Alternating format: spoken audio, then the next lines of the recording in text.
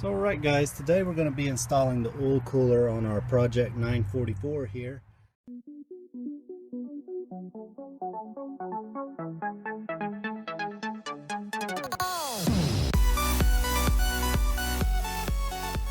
So, alright, let's go on over here and I'm going to try and briefly recap the last video.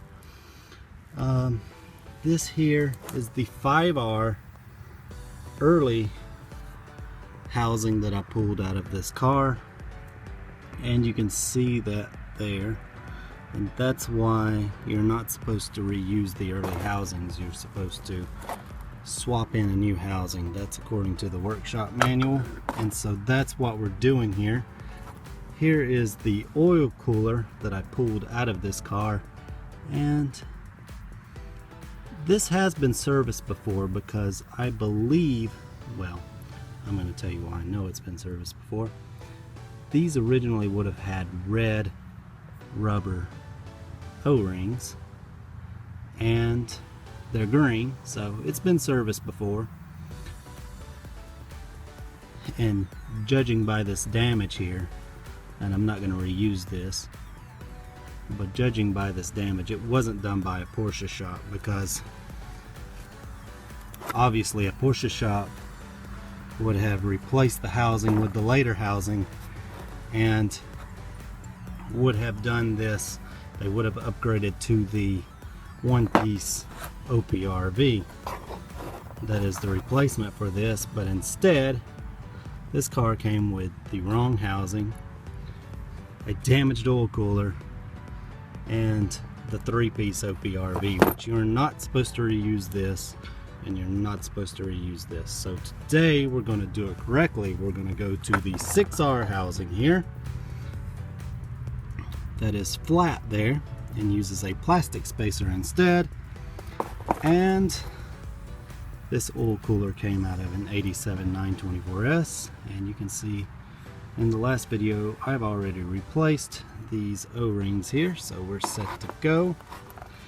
And I've got my gasket here, and we are going to be upgrading to the one-piece retrofit OPRV as the manual states, and I have the tool for this. So here is the early alignment tool, and there is the steel sleeve, and I'll go ahead and show you that here. You can see this down here is the steel sleeve or collar. Now if that comes out, you need to put that back in with Loctite. Otherwise you're fine. And it must be kept in the block because you cannot install the OPRV without it. You can't just pull that out and try and use the late OPRV. It won't work. So here are the OPRVs. Again, just for reference, like I said, I left this out of the first video, and it's not a big deal, but I would like to show you the differences. See, this one's figure A and this one is figure B. And finally, to recap, we will go on down here and I will show you the housings again. As I showed you, the 5R housing is represented by A, having that rise there, and B is the 6R housing, which is flat. And we are going to do this all according to the manual. And we determined that our housing only needs one shim. So I'm going to get all this back together, and I thought I would show you this. Now this shows the late OPRV, and in the last video I showed you the late OPRV O-ring and what it looked like when it was installed. However, this here is the OPRV that I will be using, and here is the new seal for it, and there is the part number for it. So I'm going to start putting this all back together, and we're gonna get started. Sorry guys, I've got my gasket here and I've got my old cooler housing bolts all cleaned up and ready to go. I've also replaced the O-ring on top of my OPRV and now it looks as good as new. I am going to make one small change here. You can see that I have some late oil cooler housings, and since this one is a very nice oil cooler housing that's not in too bad shape, what I want to do is use it for future videos, and so I'm going to set it aside. This is my early housing and this is my late housing, and I plan to do a few more videos on this, so I want to keep these around so that way I have something nice to show on film. As for the car, it's not the cleanest in the world, and if I was doing a top quality build or something, then absolutely I'd clean this up really nice and do it, but this is just something to get this car running again. The oil cooler housing had to be worked on, and the exhaust had to be replaced. So we are going to do those things, and we're going to do them right. The crud's not going to matter. I need to clean the whole engine up, and I'll just clean it all up at the same time once I get this put together. Alright guys, I'm going to go ahead and recap what was in the last video. We are going to be changing the housing because that was for demonstration purposes. So I am going to be shimming this cooler again. Of course, we will want to put our plastic spacer in our late housing that has a flat or flush bottom here, and then we want to take, I got a little bit of oil here, and you want to run it around the outside edge of the ring here, and then you want to take it and put the side with the plastic shim into the housing. And then you want to just give this a good little nudge here. There you go. Don't force it. You don't want any twisting or binding or anything. And there you go. Now this is a different housing, so that means we may need it shimmed a little differently. So I've got my straight edge again, and you can see where someone has put RTV on this housing, and I tried to clean it up the best I could. There's no need to use RTV here. What they had done with the engine that I took this off of was they reused the gasket. Rather than buying a new gasket, they reused it and put RTV on it. But if you're using a new gasket, don't put any RTV on it or any Hylamar. It's not needed. You can see on the housing that, see, it's just a big mess. That there is a, so anyway, you can see this groove here, and if you look at this gasket here, you can see that it's raised and it's gonna sit in there just like that.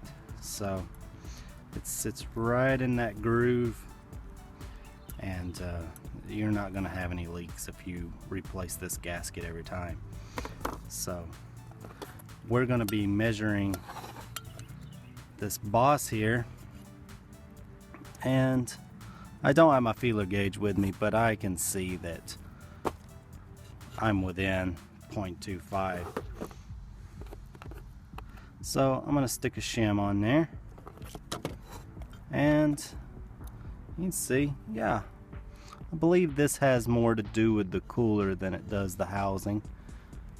The housing should be all the same. Perhaps the coolers are a little different, but again, I'm only going to need one shim for this housing also, and I'll go ahead and throw the other shim on there just to show you. I'm hoping you guys can see all that. I can't really see my screen out here in the sunlight, but yeah, you can see that I have to rock it like that with that shim on. So it's not needed. Once I take that shim off there, perfectly flat. You could see it rocking, and now you can't see it rocking, so that's what we want right there. And now we're going to go install this on the engine block, but first I need to remove the old one, so I'm going to show you how that's done. Alright guys, you should be able to see the old black rubber O-ring down in there, and I've got to get it out.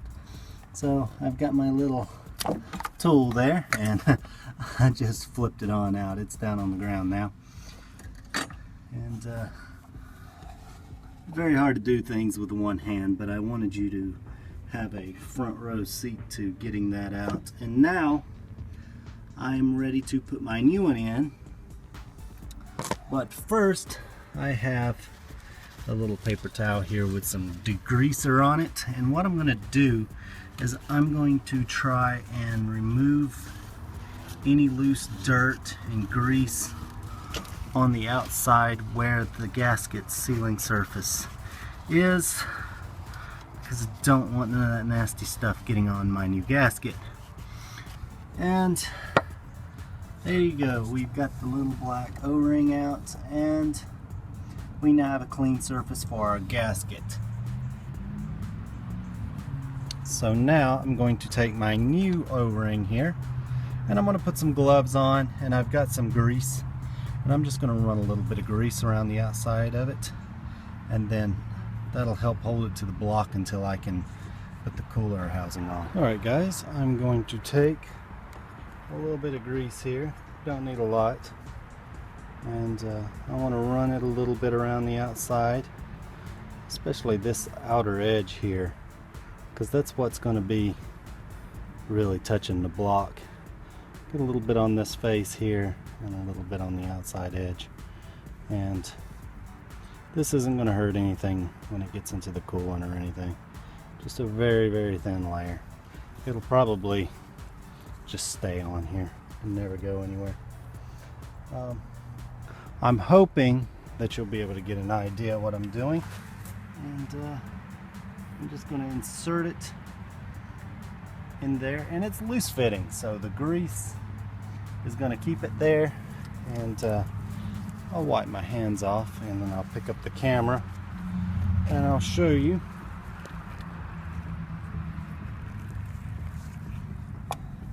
So there is our new little O-ring sitting in there. So here's how everything should look once you have your mating surface cleaned and your little black ring sitting in the block. Now we're ready to install the gasket here. It sits inside that groove, and now we're going to go ahead and line it up and put some bolts in, but we're going to leave it loose. So I'm going to take the camera and put it back on the tripod, and we'll install the oil cooler housing.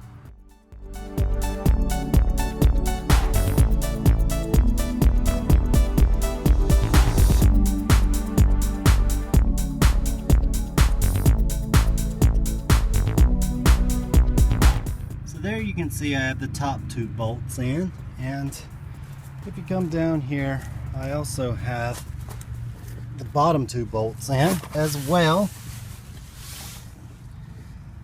and there's one right there underneath that hole, and then one right there, and they're in, but they're not completely tight. And I want to show you what I can do with the housing.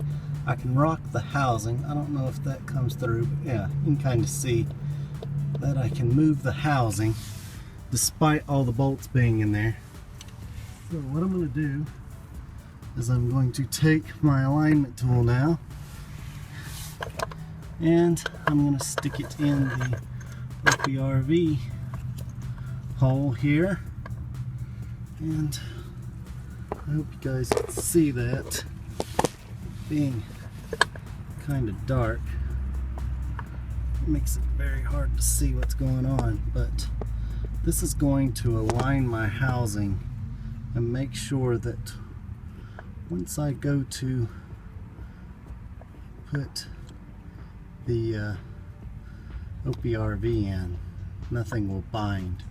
So I'm going to actually leave this in, and I'm going to take my other hand and tighten down these bolts. So I'm going to have to turn the camera off to do that. But again, what I'm going to do is I'm going to hold the OPRV alignment tool in there as far as I can, And then I'm going to tighten down the 4 bolts on the housing. So alright, I tightened down the bolts, but not all the way, and I kind of did them. I did one at the bottom, then I had to get up and come up to the top, and then I did this one at the top, and then I went back down to the bottom.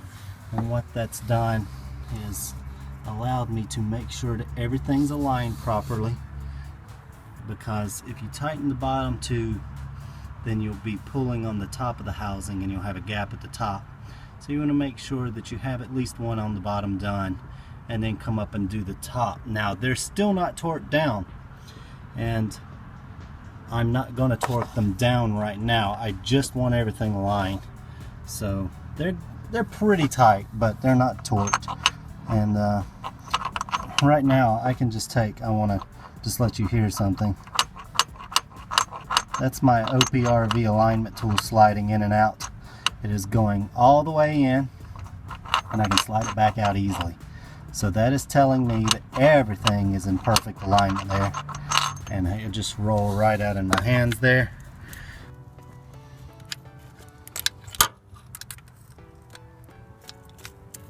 So alright guys, once you've got your oil cooler bolts tightened down, you're ready to remove your alignment tool here. I'm trying to get light in there. So you can see how it just sits in there, and try and get this way so that way you can get some of the light in there. And you can see how loose it is. And that should tell you that everything is properly aligned. And then you can just pull it on out, and you reach over here and grab the OPRV, and again I'm going to try and come this way so that way you can see.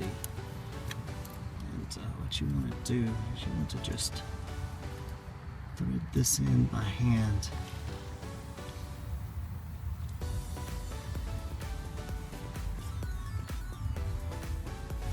And it's aligned and everything should, yeah, there you go. Should just be able to thread this up by hand. So once I have it threaded in nicely with my hand, I go ahead and tighten it down. And you know, I don't tighten it down too much. And, it won't leak if you've got the aluminum crush ring on it, and I don't crush the ring. I don't even really tighten it enough to leave a mark, and it'll usually seal perfectly. Next we'll be installing the oil pressure sender, and you'll need a 24mm wrench to tighten it up. I'm just going to snug it down here and connect the wires for the video here. You can see that this end has a 7mm nut that goes over it, and then this end has a spade terminal.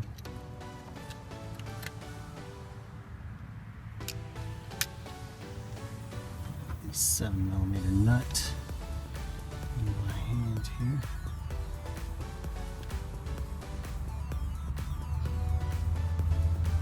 There's no need to really crank down these oil pressure senders. They have a copper, you can see, they have a copper washer, and getting them snug is usually more than enough. If you're replacing the washers, as you shouldn't have any leaks.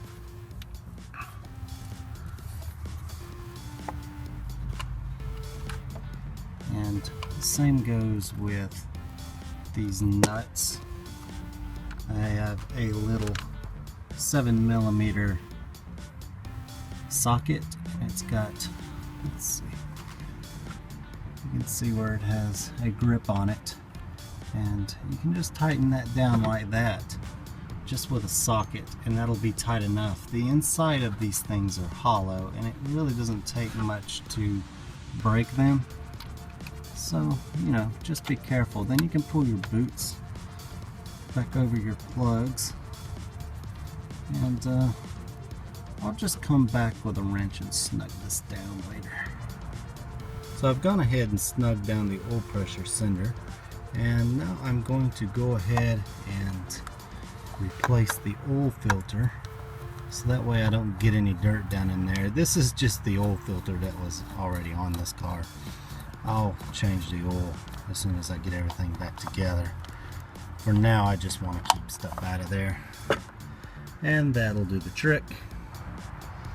So finally, I'll be installing this heat shield, and it goes like that. It is held on by 2 M6 bolts, so you'll need a 10mm wrench.